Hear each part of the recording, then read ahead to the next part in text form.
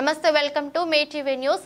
గోరక్షణ మహాపాదయాత్రగా భక్తులు ఆత్మీయ సమ్మేళన కాచిగూడలోని శ్యామ్ మందిర్లో ఘనంగా నిర్వహించారు। ఈ కార్యక్రమానికి ముఖ్య అతిథిగా సినీ నటుడు సుమన్ హాజరయ్యారు। బాలకృష్ణ గురుస్వామి చేపట్టనున్న కాశ్మీర్ కన్యాకుమారి వరకు గోపాదయాత్ర మద్దతుగా సినీ యాక్టర్ సుమన్ విష్ చేశారు। ఈ సందర్భంగా బాలకృష్ణ మాట్లాడుతూ గోవుని కాపాడుకుందాం, పర్యావరణాన్ని కాపాడుకుందామని ఇతర దేశాలు మన గోవు పేరుతో వివిధ ప్రయోగాలను వినియోగించుకుంటున్నారని, కానీ మన దేశంలో గోవులను నిర్దాక్షిణ్యంగా కబిలలకు తరలిస్తున్నారని బాలకృష్ణ గురుస్వామి తెలిపారు। ఈ నెల అంటే సెప్టెంబర్ 27 నుండి మార్చి 27 తేదీ వరకు 180 రోజుల పాటు దాదాపు 4900 కిలోమీటర్స్ కాశ్మీర్ నుంచి కన్యాకుమారి వరకు మా పాదయాత్ర ఉంటుంది। ప్రతి ఒక్కరికి గోమాత యొక్క గొప్పతనం తెలియాలి, అలాగే గోవును మన తల్లిలా కాపాడుకోవాలని అన్నారు। సినీ యాక్టర్ సుమన్ మాట్లాడుతూ తల్లిపాలే తర్వాత గోవు పాలు శ్రేష్టమైనది, గోవులను కాపాడుకుందాం, మన ధర్మం, రాబోయే తరానికి ఆస్తులు కాదు ఆరోగ్యాన్ని ప్రసాదించే సుమన్ అని తెలిపారు। షూటింగ్ వదులుకొని తిరుపతికి వచ్చి నాతోని ఈ గోవుతో సహా నడవడం జరిగింది।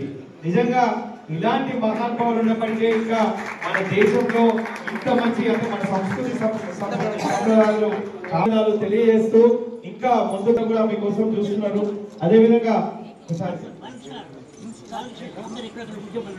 బ్యాంకులు గ్రామంలోకి బ్యాంకులను తీసుకొచ్చిర్రు, ఈ బ్యాంకులు రుణాలు ఇచ్చిర్రు। ఈ రోజు వ్యవసాయానికి కృష్ణ గురుస్వామి గారు ఆయన మీకు అందరూ తెలుసు, గోమాత రక్షలో ఆయన చాలా ముందుకెళ్తున్నారు। మొన్న కూడా పాదయాత్ర చేశారు తిరుపతి ఆ సైడ్ అంతా। ఇప్పుడు కాశ్మీర్ టు కన్యాకుమారి ఒక పెద్ద ప్రోగ్రాం పెట్టారు, దానికి ఈరోజు గెట్ టుగెదర్ పెట్టారు। దానికి ముఖ్యంగా నా మిత్రుడు శ్రావణ్ గౌడ్ దీనికి నాకు ఆయన ఫుల్ సపోర్ట్ ఉంది, నాకు చెప్పడంతో ఈరోజు నేను వచ్చాను। ముఖ్యంగా ఇది ఒక చాలా బర్నింగ్ టాపిక్, ఇది మన ముఖ్యంగా హిందువులే కాదండి అందరికీ గోవు అనేది అంత ఇంపార్టెంట్ యానిమల్। నేను ఇందాక ఎక్స్ప్లెయిన్ చేశాను, దానివల్ల పాలు వస్తుంది, మరి పాల వల్ల మనకి ఎన్నో ఉపయోగాలు ఉన్నాయి। అంటే ఒకే పాలే కాదు, పెరుగు, మజ్జిగ, స్వీట్స్కి, ఆయుర్వేద ప్రోడక్ట్స్కి, అదే యూరిన్ గోమూత్రం ఈరోజు మెడికల్గా, తర్వాత దానికి పేడ కూడా ఏంటంటే పల్లెటూరులో అంతా ఏంటంటే ఈ వాల్కి కింద నేలకి వేసేవారు। అండ్ ముఖ్యంగా హిందువులకి ఏంటంటే ఇది చాలా ముఖ్యమైన ఒక జంతువు అని చెప్పాలి, ఎందుకంటే ప్రతి దేవుడు దగ్గర ఆల్మోస్ట్ అన్ని దేవుడి దగ్గర కింద కానీ పైన కానీ వెనక కానీ మీరు చూసారంటే గోవు కనపడుతుంటుంది, ప్రతి దేవుడికి అది ఇష్టం। అదే మాదిరి మరి కులం విషయంలో వస్తే మరి యాదవ్ కమ్యూనిటీకి ఇది చాలా గొప్ప దేవుడు, ఇది మరి యాదవ్ కమ్యూనిటీకి ఇది చాలా గొప్ప దేవుడు। సో మన అందరూ ఏంటంటే కలిసి దీన్ని రక్షించాలి, దీనికి జరుగుతున్న అన్యాయాన్ని మనం రక్షించాలి। నేను మిగతా అంటే ఒక బఫలో కానీ బైసన్ గురించి మాట్లాడలేదు, ఓన్లీ గోవు గురించి మాట్లాడుతున్నాను। సో ఈ ప్రోగ్రాం ఈరోజు స్టార్ట్ చేస్తున్నాను, మన భారతీయ యూత్ అందరికీ చెప్తున్నానండి, దయచేసి అర్థం చేసుకోండి, దీంట్లో ఎన్నో మ్యాజిక్ ఉందండి।